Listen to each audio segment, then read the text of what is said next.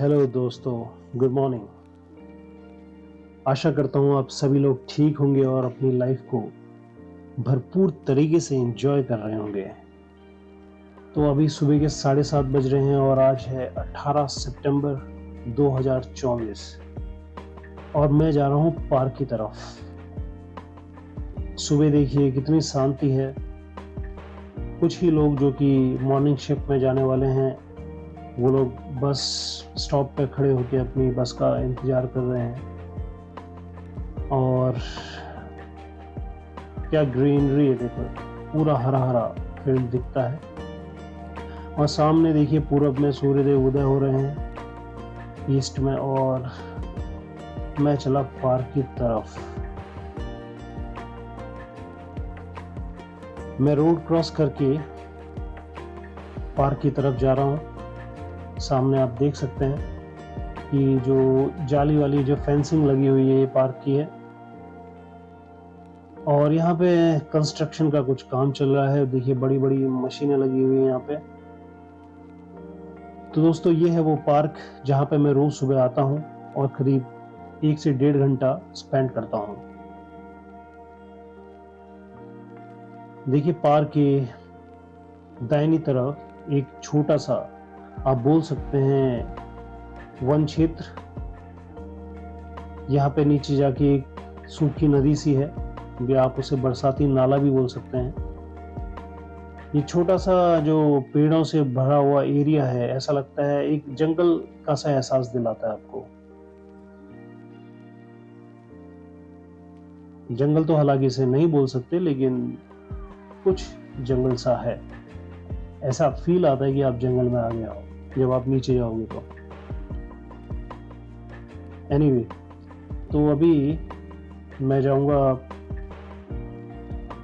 Park की तरफ और मैं स्टार्ट करूंगा अपनी मॉर्निंग वॉक। ये जो रोड जा रही है, देखिए ये रोड, पतली सी रोड पार्क के चारों तरफ जाती है, गोल सर्किल की तरफ, और घूम के मिल जाती है। तो अगर आप इसका एक राउंड कंप्लीट करते हो तो करीब 1.5 किलोमीटर। तो इसका मतलब अगर आप 2 चक्कर पार्क के मार लेते हो तो आपके 3 किलोमीटर कवर हो जाता है। तो बॉडी वगैरह थोड़ा सा वार्म अप हो जाती है और स्ट्रेचिंग वगैरह आप कर सकते हो।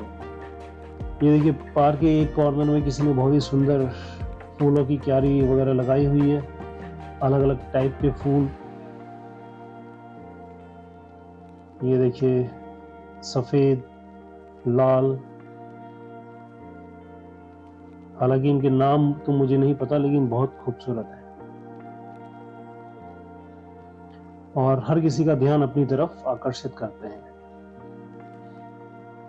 तो थोड़ा सा नीचे चल के मैं आपको दिखाऊंगा। देखिए कि यहाँ पे जो ये बरसाती नाला है या सूखी नदी है, नीचे जाके कैसा लगता है इसमें। तो ये देखिए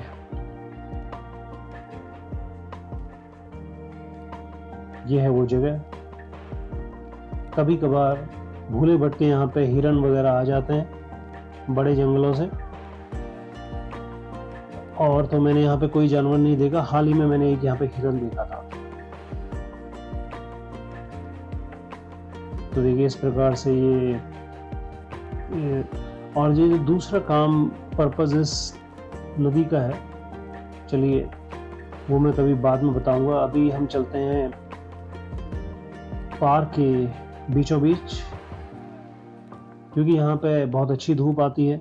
किनारों पे धूप नहीं आती, तो मैं अपना छोटा सा स्टूल, जो कि कैंपिंग स्टूल है, बहुत ही हल्का, करीब 200-300 ग्राम इसका वजन होगा, तो इसको लेके मैं आता हूँ, और ताकि मैं पार्क के बीचों बीच बैठ सकूं, सूर्यदेव को नमस्कार करके अपना कार्यक्रम चालू कर सकूं। ये देखिए ये है वो कैंपिंग स्टूल, मोटा सा कपड़ा लगा हुआ है इसमें, और बहुत ही लाइट एल्यूमिनियम की जो इसका फ्रेम है। और ये देखिए बैठने से पहले मैं आपको एक पार्क का पूरा एक नज़ारा दिखाता हूँ। ये सामने देखिए बास्केटबॉल का कोर्ट है जहाँ पे लाइटें वगैरह लगी हुई है, तो रात में भी आप लोग यहाँ पे खेल सकते हो। और पूरी घास देखिए प्रॉपरली यहाँ पे हर रोज हर दूसरे दिन कटिंग होती है। और ये देखिए छोटे छोटे पेड़ मकान, मेरे पीछे साइड में मेन रोड है। और ये देखिए पार्क का सबसे बड़ा वृक्ष, एक राजा की तरह छोटे छोटे वृक्ष जो कि सिपाही हैं उनको आदेश दे रहा है ऐसा लगता है। तो मैं अपना मेडिटेशन एक्सरसाइज वगैरह करके अभी बेंच पे आ गया हूँ वापस। तो आज है देखिए 18 सितंबर और कल मेरी फ़्लाइट है। कल मुझे जाना है इंडिया। तो मेरी फ़्लाइट है टोरंटो से पेरिस और फिर पेरिस से दिल्ली। तो मैंने सोचा आज एक अच्छा मौका है, लास्ट दिन है इस पार्क में कुछ रिकॉर्ड करने का। सामने झूले लगे हुए हैं देखिए, और झूलों में झूलने का भी एक अलग ही आनंद है। ये आपको सीधे आपके बचपन में ले जाता है।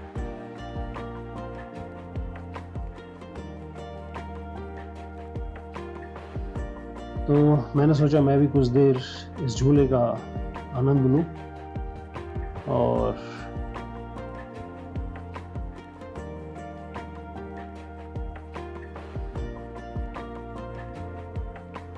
हाँ, तो मैं कह रहा था कि कल मेरी फ़्लाइट है, तो इसलिए मैंने ये सोचा कि मैं आज एक प्रॉपर यहाँ पे एक वीडियो बनाऊंगा, क्योंकि इस पार्क में मैंने बहुत टाइम स्पेंड करा है।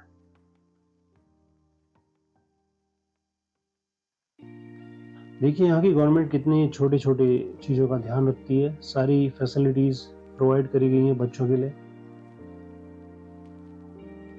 और cut to the next day, देखिए मेरा जो बैग्स हैं वो पैक हो गए हैं। मैंने अपना नेम टैग वगैरह लगा दिया है, सारा इंफॉर्मेशन डाल दी है। अगर बैग होता है तो वो मुझे वापस मिल सके।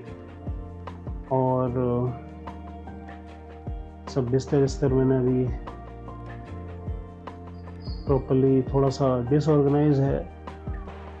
तो मैं आ गया हूँ टोरंटो का जो मेन एयरपोर्ट है पियर्सन, वहाँ पे जो मैं फ्रेंड मेरा मुझे सी ऑफ करने आया है, देखिए वो कॉफ़ी लेने गया है। मैंने सोचा कि टोरंटो में अपनी हम लास्ट कॉफ़ी एंजॉय करेंगे। इसके बाद मैं एयरलाइन के काउंटर में जाऊंगा, जहाँ मैं अपने जो बैग्स हैं उनको दूंगा, चेक इन करवाऊंगा बैग्स को। और दोस्तों ये देखिए चेक इन करवा के बैग को और सिक्योरिटी जो क्लियरेंस था वो करवाने के बाद मैं आ गया हूँ ड्यूटी फ्री एरिया में। तो ये ऐसा एरिया है जहाँ पे अल्कोहल और चॉकलेट्स, गिफ्ट्स वगैरह आप ले जा सकते हो। इसको ड्यूटी फ्री इसलिए बोला जाता है कि इसमें टैक्स नहीं लगता है। तो ये बहुत बड़ा इलाका है।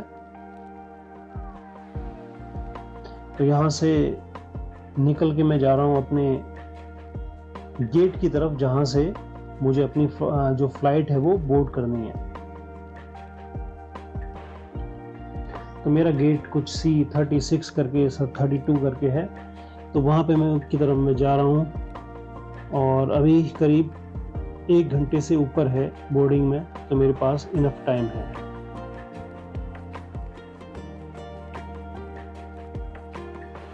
तो ये देखिए ये इस तरीके कुछ यहाँ पे अंदर माहौल रहता है। तो लंबा सा कॉरिडोर रहता है, और राइट और लेफ्ट में देखिए गेट नंबर लिखे हुए हैं। आपके टिकट में जो गेट नंबर मेंशन है वहाँ पे आपको पहुँचना है। और ये देखिए मैं अपने गेट नंबर पे आ गया, और अभी C31, और देखिए सारे लोग उसी फ्लाइट का वेट कर रहे हैं।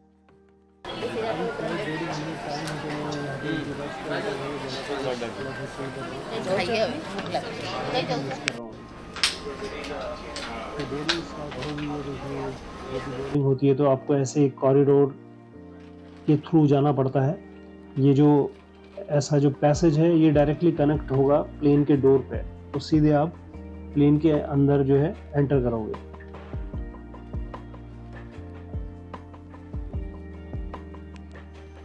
तो ये देखिए दोस्तों, तो मेरा टिकट है, और एयरलाइंस जो मेरी एयर फ्रांस एयरलाइंस है, सो दे आर वेलकमिंग मी। बोल रहे हैं thank you very much sir, हमारी फ़्लाइट में आने के लिए आपका स्वागत है। और ये देखो, ये मैं प्लेन के अंदर आ गया हूँ, लोग बैठ गए अपनी अपनी सीटों पे। तो दोस्तों प्लेन में भी अलग अलग क्लास होती है, जैसे हमारी ट्रेन में होती है first class AC, second class sleeper. तो प्लेन में भी अलग अलग क्लास है। जो सबसे महंगी क्लास है वो है बिजनेस क्लास, और जो सबसे सस्ती क्लास है वो इकोनॉमी क्लास। तो भाई अभी तक पूरी लाइफ में मुझे कभी बिजनेस क्लास में जाने का मौका मिला नहीं, क्योंकि खुद के पैसों से मैं बिजनेस क्लास का टिकट लेने से रहा, इतना महंगा टिकट। और कभी कंपनी ने ऐसा बोला नहीं कि भाई चलो आज तुम बिजनेस क्लास से ट्रैवल कर लो, ऐसा भी मौका कभी नहीं आया। तो शायद वो कोई दिन आएगा जब हम बिजनेस क्लास से ट्रैवल करेंगे। भाई अभी तो हम जो है गरीब लोग हैं, और अभी तो इकोनॉमी ही हमारे लिए सही है। तो ये देखो दोस्तों, मैं आ गया हूँ अपनी सीट पे, और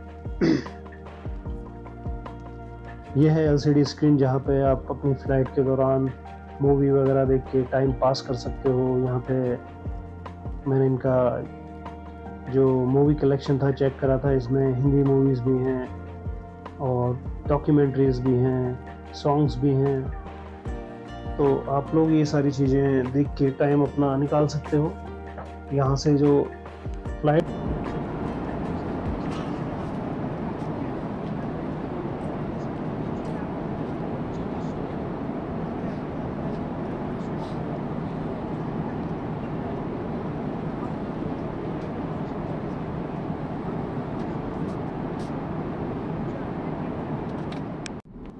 तो बीच बीच में चाय नाश्ता आते रहता है, कभी खाना आ जाता है, कभी कुछ आ जाता है।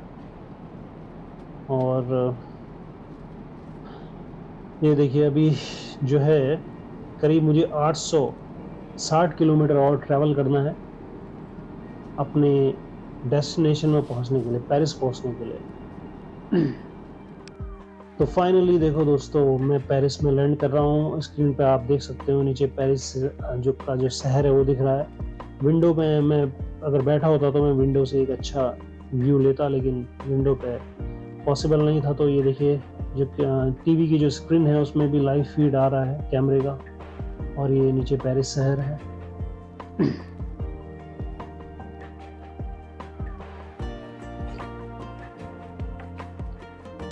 तो फाइनली मैं पहुंच गया हूँ पेरिस के चार्ल्स डिगॉल एयरपोर्ट पे। जो चार्ल्स डिगॉल थे वो फ्रांस के प्राइम मिनिस्टर थे किसी टाइम पे, बहुत साल पहले। तो उनके नाम पे ये जो एयरपोर्ट है वो रखा गया है, और काफ़ी बड़ा एयरपोर्ट है, बहुत बड़ा एयरपोर्ट है। फ्रांस का मेन एयरपोर्ट है। फ्रांस जो पेरिस है वो फ्रांस की कैपिटल है, और यही वो शहर है दोस्तों जहाँ पे रिसेंटली ओलंपिक्स खेलों का समापन हुआ है, और इंडिया ने भी कुछ मेडल्स वगैरह यहाँ पे अर्जित किए। और देखिए यही वो प्लेन है जहाँ से हम उतर के अभी आए हैं, और अभी हम जा रहे हैं। यहाँ पे जो मेरा है करीब 3-3.5 घंटे का हॉल्ट है, और यहाँ से मैं दूसरी फ्लाइट लेके दिल्ली जाऊँगा। तो जो दूसरी फ्लाइट है वो भी एयर फ्रांस की है, सेम एयरलाइंस रहती है, तो सारी चीज़ें मैनेज कर लेती है। जो बैग मैंने वहाँ पे दिए थे, जो बैग आप वहाँ सबमिट करते हो अपने, जहाँ से आप अपनी जर्नी स्टार्ट करते हो, वो आपको बैग फाइनली वहीं मिलेंगे जहाँ आपकी जर्नी एंड होगी। मतलब कि वो बैग मुझे दिल्ली में मिलेंगे। यहाँ मुझे टेंशन लेने की ज़रूरत नहीं है कि भाई मुझे बैग दोबारा से कलेक्ट करना है, फिर दोबारा से दूसरे प्लेन में डालने हैं। ये सारा काम जो है वो एयरलाइंस खुद करती है, ये सारी चीज़ें हो।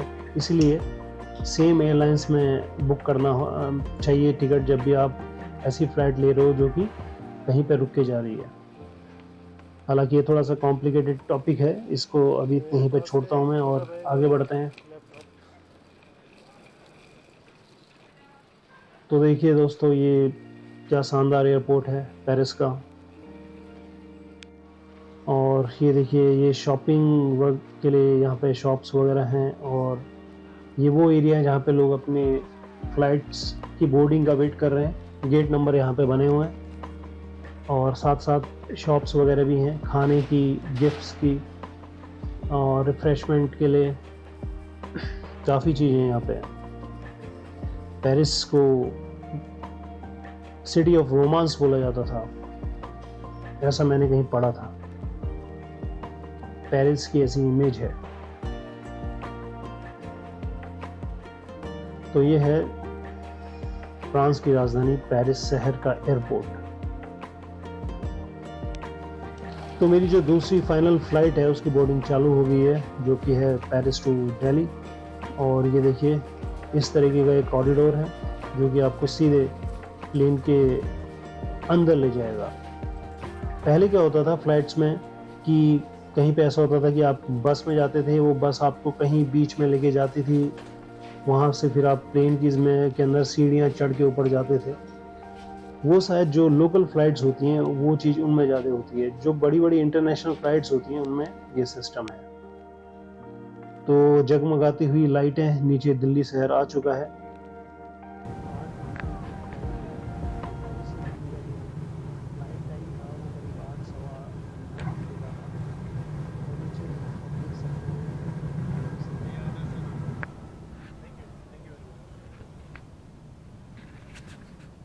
ये मैं अभी फाइनली पहुंच चुका हूँ इंदिरा गांधी इंटरनेशनल एयरपोर्ट पे। ब्राउन कारपेट जब भी आती है तो समझ जाइए कि आप IGI दिल्ली मतलब इंदिरा गांधी इंटरनेशनल एयरपोर्ट दिल्ली पे पहुंच चुके हो। तो अभी मैं जा रहा हूँ इमिग्रेशन काउंटर पे।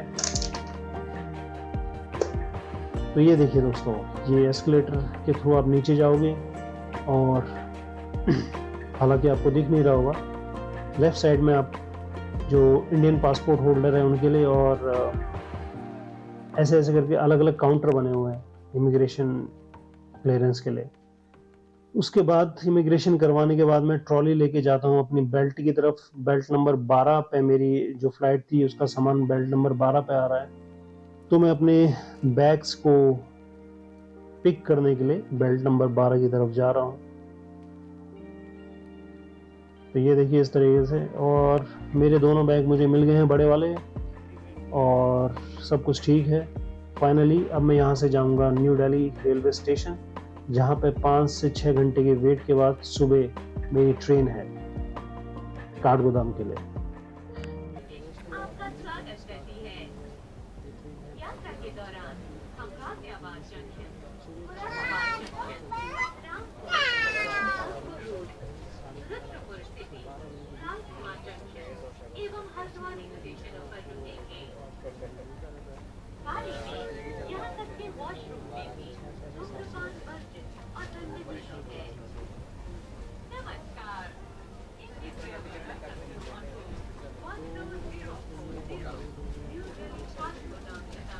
प्लेटफॉर्म को ये ट्रेन पीछे धकेलती हुई और खुद को आगे बढ़ाती हुई, ये देखिए हम कहीं मुरादाबाद के आसपास ये एरिया है और ट्रेन अपनी फुल स्पीड में आगे को बढ़ रही है अपनी लक्ष्य की तरफ।